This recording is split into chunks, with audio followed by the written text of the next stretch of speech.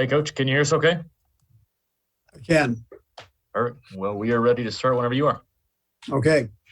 I feel like this is about the 50th press conference that I've done here in the last few days, but I'm gonna leave it open to you. We came out injury free, and Pat is actually feeling good in my meeting with him this morning, so that's a good deal. As far as off-season surgeries or anything, I don't have that information for you. If we have any that are going to take place. What I've been doing today is we had a team meeting, where we talked about a variety of things, a parade included, and then about the off season. And now I'm actually in the middle of talking to each player. Each player will meet with his position coach, the coordinator, and myself. So they're going through that exercise there. With that, time's yours. We'll go first to Adam Teicher. Go ahead, Adam. Hey, Andy. Again, congratulations.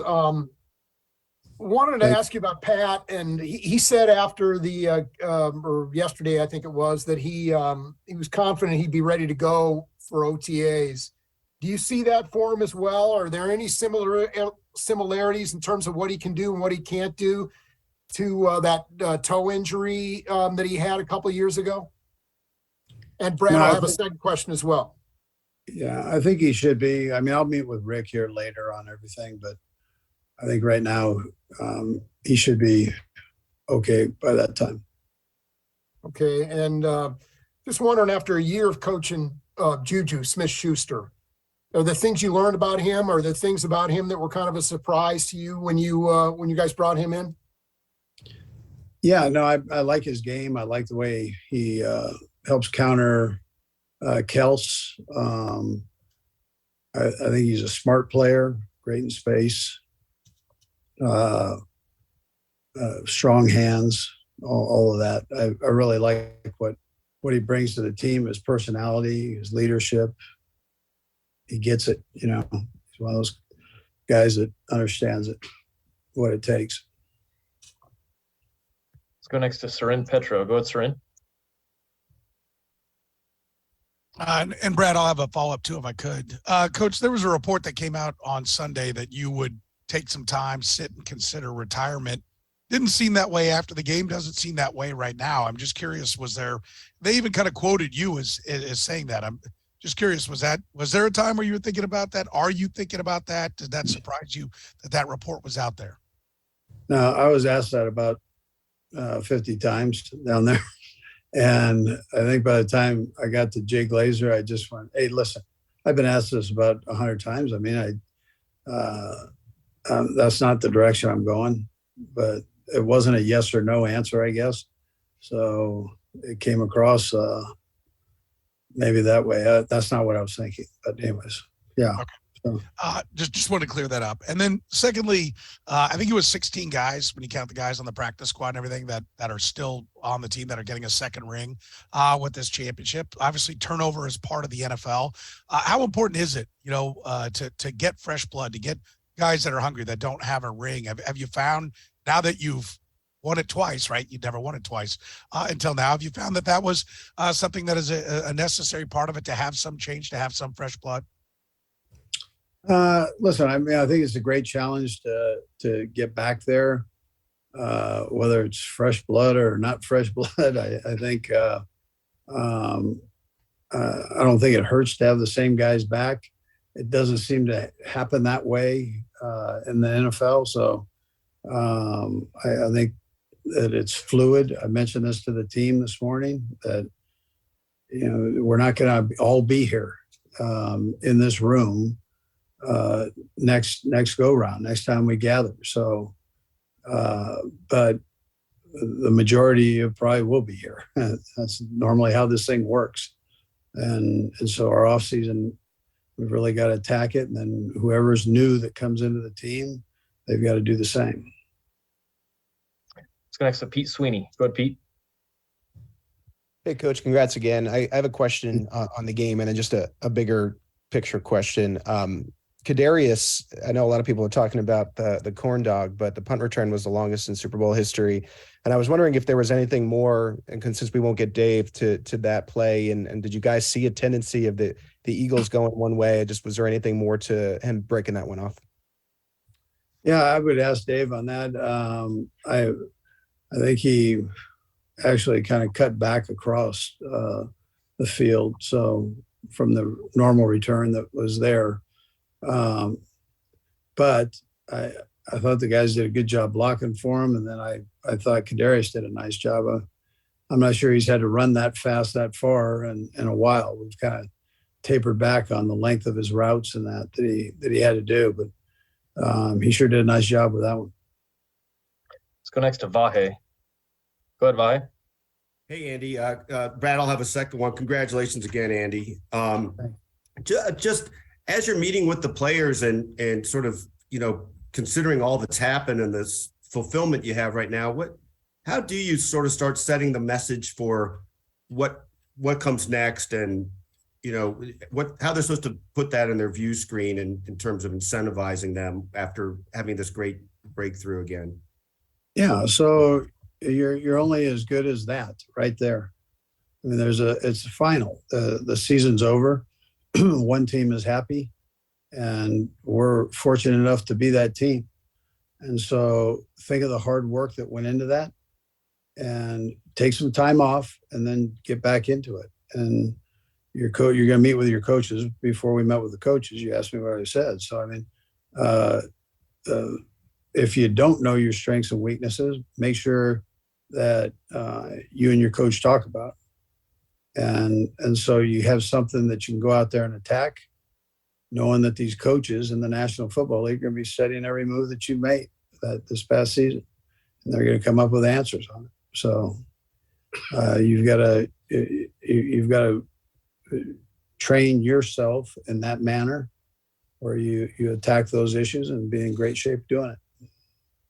And then the only other thing, Andy, is I think last Super Bowl victory, entertainment from Pitbull and came back to Q39. I wonder if you can just take us through a little bit of your late Sunday night and what you did when you did get back. Yeah, I went to Pizza 51. That's what I did. I got a mushroom and sausage pizza. How about that? And a salad, just to make my chubbiness feel good. Let's go next to Nate Taylor. Go ahead, Nate. Hello, Andy. Congratulations. I have two questions as well. The first, coach, is given your background, obviously, with the offensive line, how important is it as a priority, I guess, for you guys to obviously get a long-term deal with Orlando Brown and similarly try to retain Andrew Wiley? Yeah, those guys obviously had good years for us. And all these contract things I haven't gotten with Veach on at all, and I kind of stay out of that world. But I think both guys are very well liked here, and I'm sure that that Brett will surely make a strong attempt to keeping him here. But we'll see how that goes. And second, Andy, now that you've had a little bit of time to reflect, is there something that you feel like your coaching staff did specifically with these rookies that you find to be rare that helped them obviously succeed in training camp, the regular season, and the postseason? Yeah, I think patience was maybe the biggest thing. So, and they're teaching while they're doing here, maintaining the patience with them.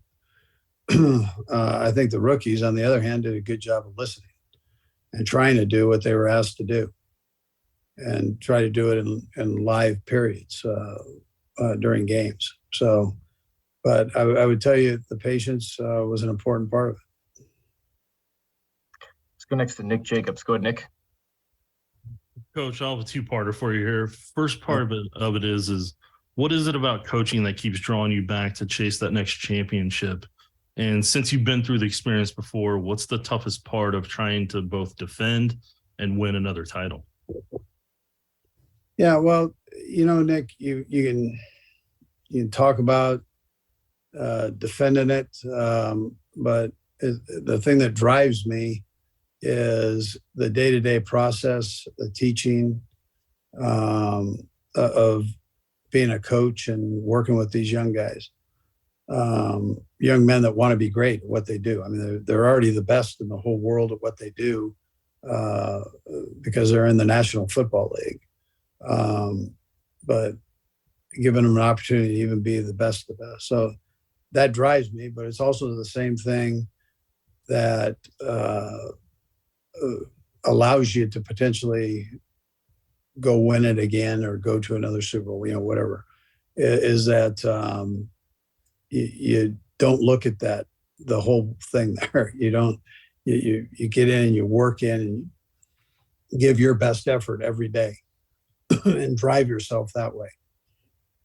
And if the guy next to you is doing that and the guy next to him is doing that, so on, then you have this strong team.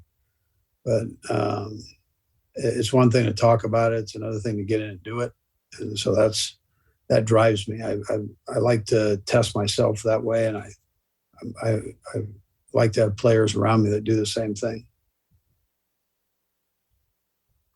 We'll go next to Sam McDowell. Go ahead, Sam. Thanks, Brad. Andy, I'll have a couple of quick things for you too.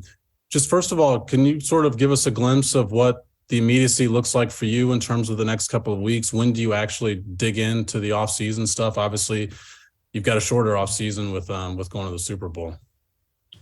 Yeah. So, I mean, listen, we start right away on scheme eval. So once the parade's over, the guys are going to have time off, but we've got iPads and everything's on these iPads. I mean, we can watch every game, every snap, end zone, far copy, and we've got it all. So they'll start going back through and doing player evals of our guys that we have here now, and then we'll lead that into scheme evals when we get back. And secondly, just Patrick's career to this point, I wonder if you could sort of just explain what you think of what he's been able to accomplish at 27 years old and also what lies ahead for him still.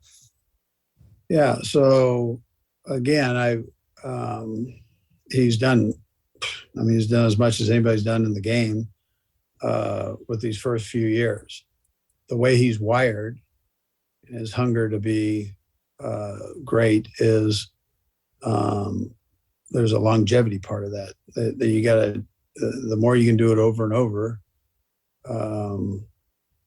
that really determines how great you are. I mean, that's just how it goes. And he has a great feel for that. He knows that there's a time and effort very similar to what I told you about what drives me, what drives a team, what should drive a team is that day-to-day process. So go through, we give the coaches a calendar, we give the players a calendar. Go through and dissect it and make sure that your days are all lined up on the days you're going to take off, what you're going to do there, and then the days that you're going to work, and exactly what are you going to work on to make yourself greater than you already are. And so we all need to make sure we get that done here in the next little bit. Last two, we'll go Jesse and then Harold. Go ahead, Jesse. Hey, Andy, you've been known to go way back for inspiration in the Super Bowl before. I just wanted to ask about the 3rd and 1 sweep play that you ran for Pacheco in the 4th quarter, just the thought and the inspiration behind that. Yeah, that's the old BEM sweep that was popular at one time in the NFL. I know when I was at San Francisco State, that was one of the plays that we ran a lot of. I give credit to Andy Heck for pulling that one out of his file and putting it in the short yardage situation there. So it was just a matter of having a chance to get it called. And then Burt did a great job of slicing and dicing the defensive end and our big fellows got out and pulled and did a nice job with their contact points there. So, and then Pacheco executed perfectly. So it was, when those things work, they're a thing of beauty to watch. And last to Harold Kuntz. Go ahead, Harold. Hey, Andy, congratulations on the win and congratulations on getting to the offseason too. Eric Bieniemy, I know you've been asked about this ad nauseum, but with Baltimore coming out today stating that they're going in a different direction for their offensive coordinator, only one head coach position left now, or maybe two, but one seems to be finalized. I know you mentioned before in the past that you're pushing for him, but if not, I know he's on a one-year deal. So would you expect him to return? And if not, are you still trying to push for him to get the last few jobs remaining? Yeah, I would tell you the first part of that I'd push him to, there's no reason he shouldn't get one of these jobs. So he's too good of a football coach not to. All right, Coach, that's all we've got. Appreciate the time. Yep. Thank you.